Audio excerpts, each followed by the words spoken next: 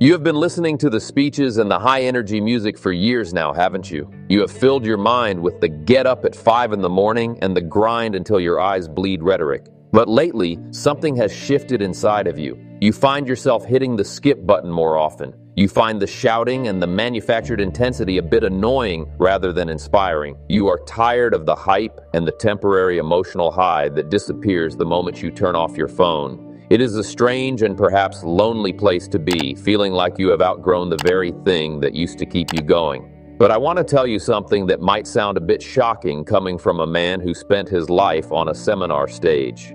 Maybe the reason you do not want motivation anymore is not because you have given up, but because you have finally realized that motivation is just a sugar high and what your soul is actually starving for is something much heavier, much more permanent, and much more difficult to face.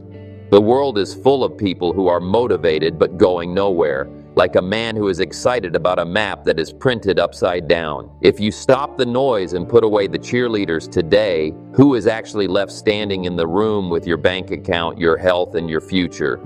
The reason you are feeling this friction, this sudden coldness toward the loud voices and the dramatic music is actually a very good sign. It means you are graduating. You see, most people spend their entire lives in the kindergarten of personal development, waiting for someone to come along and pat them on the back or yell in their ear just to get them to do what they already know they should be doing. But there comes a point in a person's life where the shouting becomes noise and the hype becomes a distraction. You have reached the stage where you realize that a pep talk is a poor substitute for a plan. Motivation is a bit like a warm bath. It feels wonderful while you are in it, but the moment you step out into the real world, the chill of reality sets in and you find yourself shivering again, looking for the next hit of heat. The major difference between the few who build empires and the many who merely watch them is not a matter of who had more enthusiasm. It is a matter of who understood the difference between inspiration and architecture. Most people are trying to build their lives based on how they feel on a Tuesday morning. If they feel good, they work. If they feel tired, they wait for a video to tell them to wake up. But you cannot build a lasting structure on the shifting sands of human emotion. You need a blueprint. You need the cold, hard discipline of the architect who cares more about the integrity of the foundation than the color of the curtains. When you stop wanting motivation, it usually means you are finally ready to start wanting results. And results do not come from a state of mind. They come from a state of activity directed by a clear philosophy. Think about the way a master designer approaches a project. He does not wait for a lightning bolt of feeling to tell him where the load-bearing walls should go. He calculates, he measures, he understands the laws of gravity and the strength of the materials. He knows that if he ignores the math, the building will fall no matter how much positive energy he puts into the construction. Your life is that building. For a long time, you might have been trying to decorate a house that has no frame. You have been looking for the aesthetics of success, the car, the recognition, the feeling of being on fire, without first mastering the structural integrity of your own character. The sophisticated soul eventually tires of the cheering section because it realizes that the game is won in the quiet hours, in the repetitive tasks, and in the boring, unglamorous work of refined habits. There is a certain dignity in outgrowing the need for a cheerleader. It means you are becoming your own source of power. It means you have looked at the majority and realized they are all waiting for some external force to save them, to move them, or to fix them. But the successful man knows that the wind blows on us all. The same wind blows on the successful and the unsuccessful, the happy and the miserable.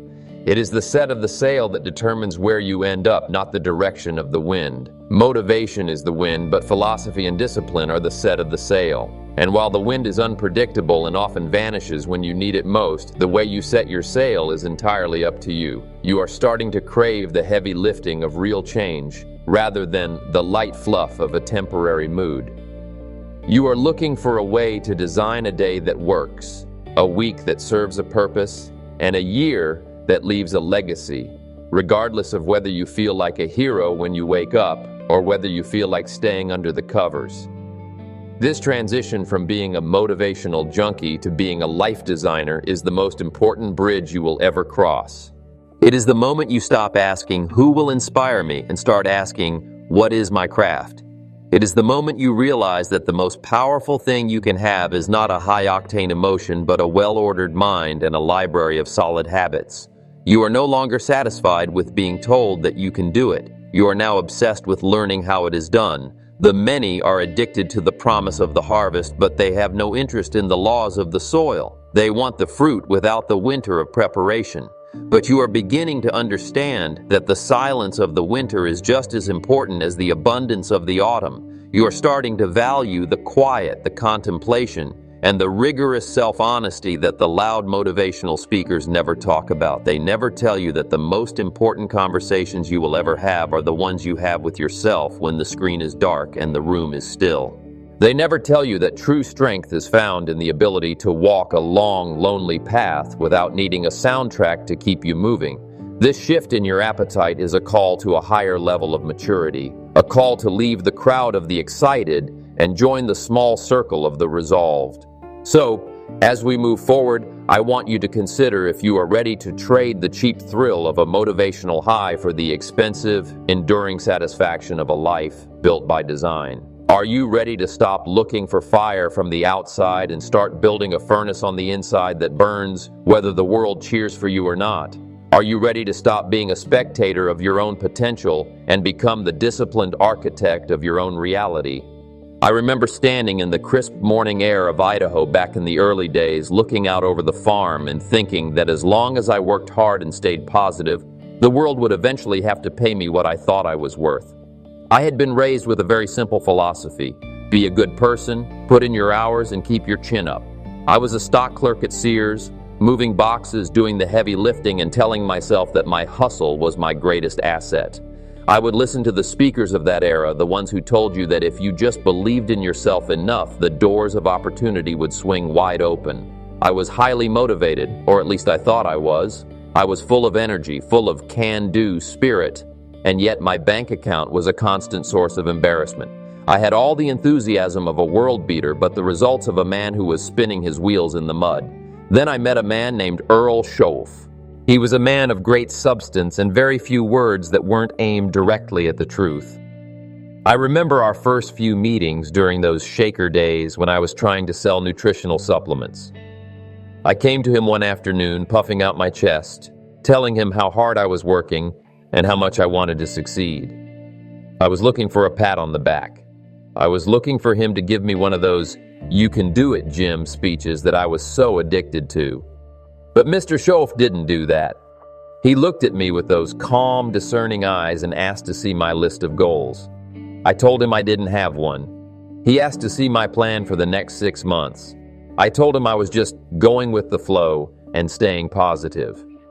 He looked at me and said something that changed my life forever. He said, "Jim, if you are highly motivated and you have no plan, you are simply a very excited person who is heading in the wrong direction at high speed. You are an enlightened loser." That word loser stung. It burned right through my ego. I felt a deep sense of shame because I realized I had been using motivation as a mask for my own lack of discipline. I was using the feeling of being inspired to avoid the work of being skillful.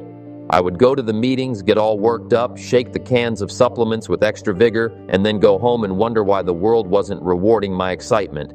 Mr. Shoaff taught me that the marketplace is not moved by your motivation. The marketplace is moved by value, and value is a product of skill, not a product of how loud you can cheer for yourself.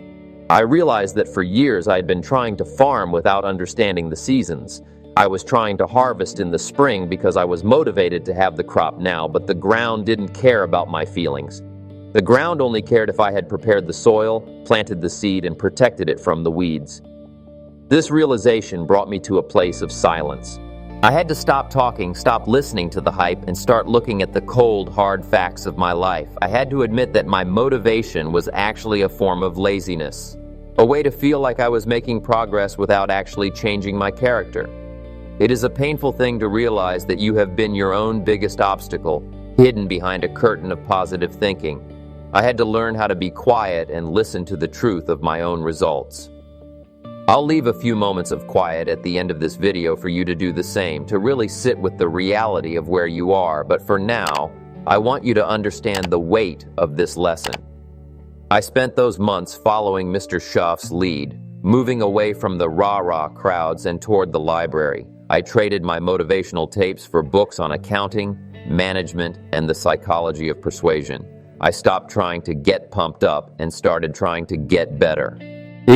I remember the shame of those early sales calls where I realized that no amount of smiling could cover up for a lack of knowledge. I remember the embarrassment of being asked a technical question and realizing I had spent all my time on mindset and none of my time on mechanics. It was a humbling season, but it was the most productive season of my life because it was grounded in reality. I finally understood that the man who is motivated but unskilled is just a danger to himself and others.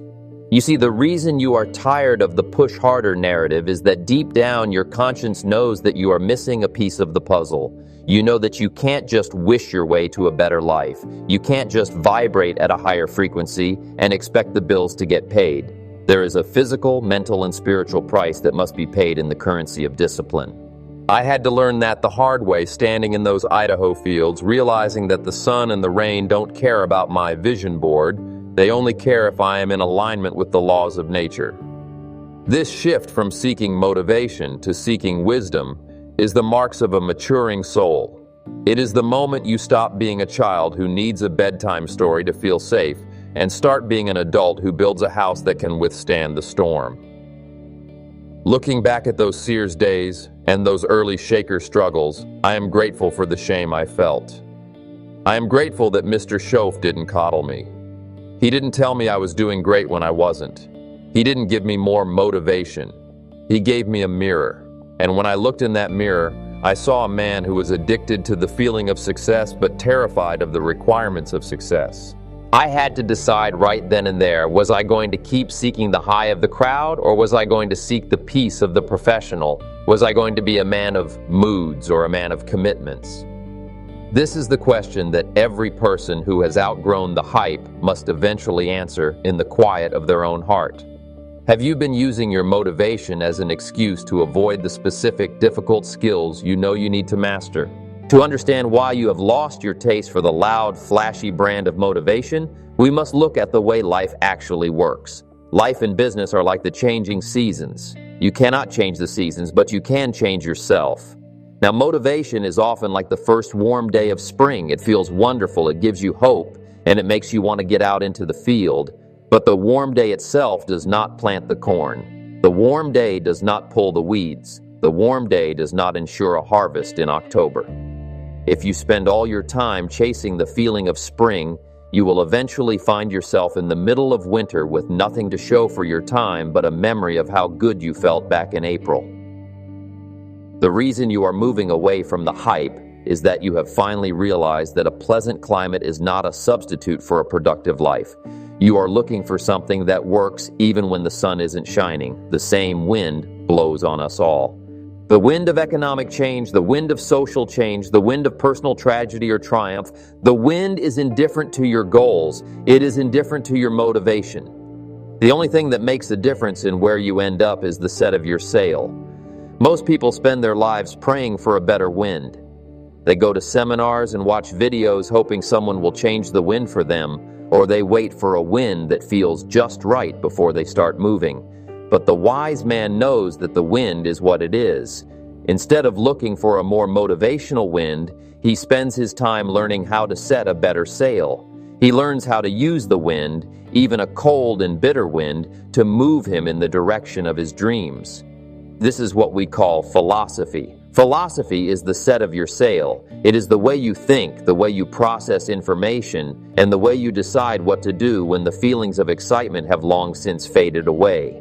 You are tired of the speeches because you have realized that the speakers are talking about the wind, but you need to learn about the sail. Nature is not mocked. You do not reap what you wish for. You do not reap what you are motivated to have. You reap what you sow. If you sow a seed of discipline, you will eventually reap a harvest of success. If you sow a seed of procrastination while watching motivational content, you will reap a harvest of regret. The tragedy is that many people use the high of motivation to convince themselves that they are actually sowing when they are merely dreaming. They feel so good after a video that they forget to go out and do the work. They have mistaken the map for the journey. This is why you are starting to feel a sense of boredom or even resentment toward the hype. You are beginning to realize that the harvest only responds to activity, not to emotion. The ground doesn't say, "Bring me your feelings and I will give you a crop." The ground says, "Bring me your seed, bring me your labor, and bring me your persistence, and I will give you a return." If you don't bring the seed, the ground doesn't care how loud you scream or how much you believe in your potential. You are outgrowing the need for a cheering section because you are starting to respect the law of cause and effect more than the law of attraction. We must all suffer one of two pains: the pain of discipline or the pain of regret. Discipline weighs ounces while regret weighs tons. Motivation is often a way of trying to find a third option, a way to get the results without the pain of either. But there is no third option. The sophisticated person understands that discipline is the only bridge between goals and accomplishment. This is why you are craving substance over style. You are looking for the heavy truths. You are looking for the laws that govern the universe. You are looking for the majors. Many people spend their lives majoring in minor things. They are experts at what movie is coming out or what the latest celebrity scandal is, but they are novices at their own finances or their own character development. They have plenty of motivation for the things that don't matter and zero discipline for the things that do. When you stop wanting motivation, it is often because you have decided to stop majoring in minors. You have decided that you want to be a serious person who lives a serious life. You want to be the kind of person who can look in the mirror and know that your success wasn't an accident or a stroke of luck, but a calculated result of a well-ordered mind. The transition you are making is from being a person who is moved by external forces to a person who is moved by internal principles. Most people are like a leaf in the wind, blown about by the opinions of others, the news of the day, or the way they felt when they woke up. But the person of character is like a ship with a deep keel. The waves might crash against the side, the wind might howl, but because the keel is deep and the sail is set correctly, the ship stays on course. Motivation is a surface-level phenomenon. It is the spray of the salt water on the deck. It's exciting, it's refreshing, but it doesn't navigate the vessel. You are finally looking down into the deep water. You are asking the big questions about who you are becoming, not just what you are getting. You are starting to value the silence of the library more than the noise of the stadium. This is the mark of a maturing soul. You are moving away from the crowd because you have realized that the crowd is usually wrong. The crowd is always looking for the easy way, the shortcut, and the magic pill. But you have seen behind the curtain, and you know that the only magic is the consistent application of basic fundamentals. If you want to change your life, you don't need more fire, you need more light. A fire burns hot and then turns to ash, but light shows you the way. Light reveals the obstacles in your path and the opportunities you have been missing while you were busy being pumped up. This shift in your focus is a profound evolution. It means you are ready to stop being a fan of success and start being a practitioner of it. It means you are ready to trade the shallow excitement of the now for the deep satisfaction of the yet to come. You are looking for a philosophy that can sustain you through the winters of life, the disappointments, and the long stretches of boring work that every great achievement requires. You are looking for a way to be the master of your own fate rather than a slave to your own moods. And that, my friend, is a much higher calling than just being motivated. It is the calling to be a person of substance, a person of value, and a person of design. Are you willing to let go of the need to feel ready and instead start the work because you have decided it is the right thing to do? Now, we come to the part that most people try to avoid. We have talked about the theory and we have talked about the seasons, but now I want to talk about you. I want to perform a mental audit of your life over the last 90 days. If we were to look at your calendar and your bank statement, would we see the life of a person who is designing a future? Or would we see the life of a person who is merely reacting to the world? It is easy to say you want to be successful while you are listening to a powerful voice. But what do your habits say when the voice stops? Discipline is not a part-time occupation. You cannot be disciplined in your dreams but chaotic in your mornings. You cannot be a master of your philosophy but a slave to your impulses. I want you to look at the books you have read lately. If someone looked at your library, would they find a plan for wealth and health, or would they find a pile of distractions? The marketplace does not pay you for your intentions, and it certainly does not pay you for your motivation. It pays you for the value you bring, and value is something you must develop in the quiet hours of self-improvement. I want to challenge the way you spend your time when no one is watching. Are you the kind of person who is constantly seeking another video, another podcast, another hit of inspiration because you are afraid of the silence of your own thoughts? Most people are terrified of being alone with themselves because in the silence, the truth comes out. In the silence, you realize that you haven't made a sales call in a week. In the silence, you realize that your health is failing because you have chosen comfort over character. This is why I am going to leave a few moments of quiet at the end of this video. I want you to resist the urge to rush to the next video or to check your notifications. I want you to sit in the stillness and answer the hard questions that you have been running from. Don't rush to the next distraction. Stay with the discomfort. That discomfort is the only thing that will eventually drive you to make a real change. If you can't stand to be in a quiet room with yourself for 5 minutes, then you have work to do on your soul that no motivational speaker can do for you. Let's talk about your associations. Who have you been spending your time with? Are they people who challenge you to think bigger and act better? Or are they people who just reinforce your excuses? You are the average of the 5 people you spend the most time with, and that includes the digital voices you let into your head. If you are listening to people who only tell you what you want to hear, you are not growing. You are just being entertained. True growth is often painful. It requires a shedding of the old self, like a snake shedding its skin. It is an uncomfortable process, but it is necessary if you want to expand. Are you willing to walk away from the people and the habits that are keeping you small, even if it means being lonely for a season? Many people want the harvest of a new life, but they are still hanging on to the seeds of their old one. You cannot plant thorns and expect to pick roses. You cannot keep the same philosophy and expect a different result. How much of your day is spent on majors and how much is spent on minors? A major is something that moves the needle on your long-term goals. A minor is something that just fills the time. Most people are experts at minors. They know the scores of every game, the plot of every show, and the details of every political argument, but they don't know how to read a balance sheet or how to communicate effectively with their children. They have a major interest in minor things.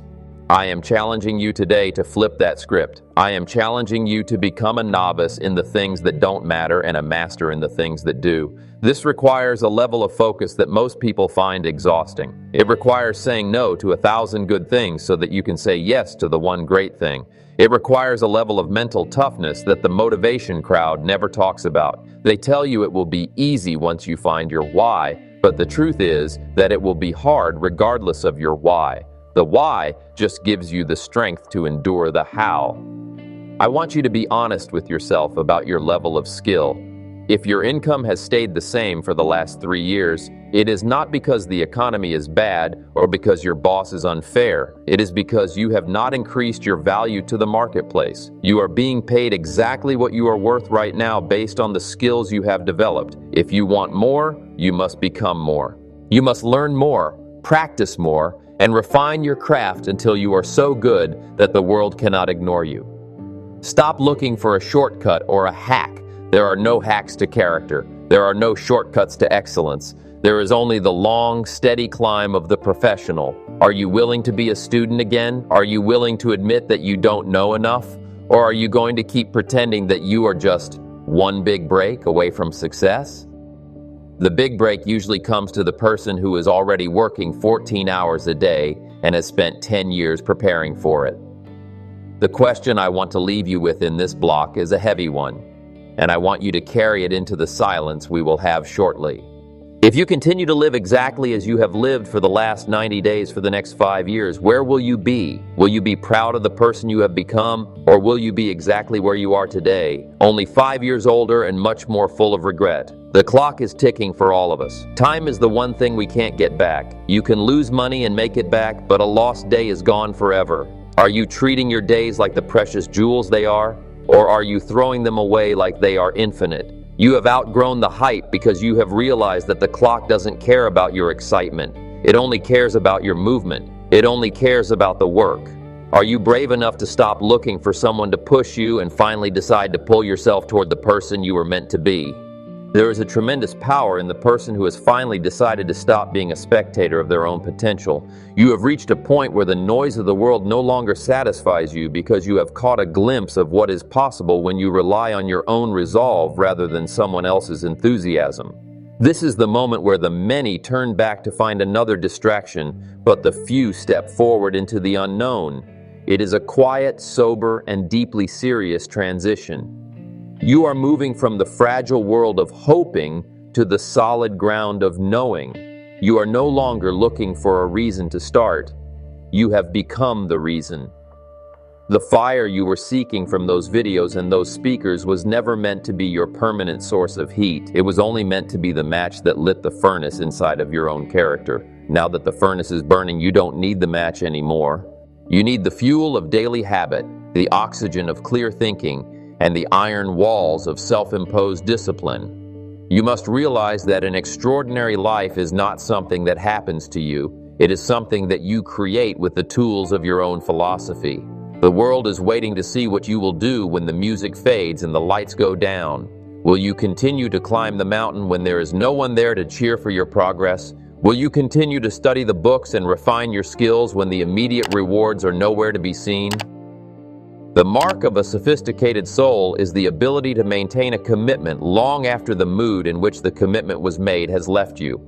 This is the call to strength that I want to leave you with today. It is a call to leave behind the childish need for constant external validation and to embrace the mature responsibility of self-leadership. You have the seeds of greatness within you, but those seeds will only grow in the soil of consistent activity. They will not grow in the clouds of mere inspiration. I want you to take a look at the path ahead of you and realize that it is supposed to be difficult. If it were easy, everyone would do it. The difficulty is the filter that separates the talkers from the doers. The push harder narrative failed you because it didn't give you a place for your soul to rest and reflect. It only gave you a treadmill. But today, you are stepping off that treadmill and onto a solid path. You are trading the frantic energy of the desperate for the calm, focused energy of the determined. You are becoming a person of substance, a person whose word is their bond, and whose actions speak so loudly that they don't need to shout to be heard. This is the life of design that we have been talking about. It is a life built on the fundamentals, the simple, unglamorous, but powerful truths that have governed human success since the beginning of time. As we conclude this journey together, I want to remind you that the most important work you will ever do is the work you do on yourself. Your income, your relationships, and your health are all just reflections of your internal state. If you want the reflection to change, you must change the person standing in front of the mirror. This is not a task for the faint of heart. It requires a level of honesty and courage that most people will never possess. But you are not most people. The very fact that you have stayed with me this far, that you have felt that internal shift away from the hype and toward the truth, is proof that you are ready for the next level of your evolution. You are ready to be the architect, the builder, and the master of your own destiny. I am about to leave you with that time for silence and reflection that I promised. This is the third and final time I will ask you to stay. Do not click away. Do not turn on another distraction. The world is loud enough as it is. For the next few minutes, the only voice you need to hear is your own. I want you to sit with the weight of your own potential. I want you to feel the gap between who you are today and who you know you are capable of becoming. Don't run from that gap. Bridge it with your resolve. Use this silence to set your sail for the coming season. Use it to decide once and for all that you are finished with the hype and ready for the harvest. The strength you are looking for is already there, waiting in the stillness for you to claim it. As the screen goes dark and the silence begins, I want you to ask yourself one final deep question that will echo in the quiet of your heart. If you were stripped of everything you own, your titles, your money, and your reputation, and all that remained was the person you have become through your disciplines and your philosophy, would that person be enough to build it all back again? Or have you been relying on a wind that is about to change?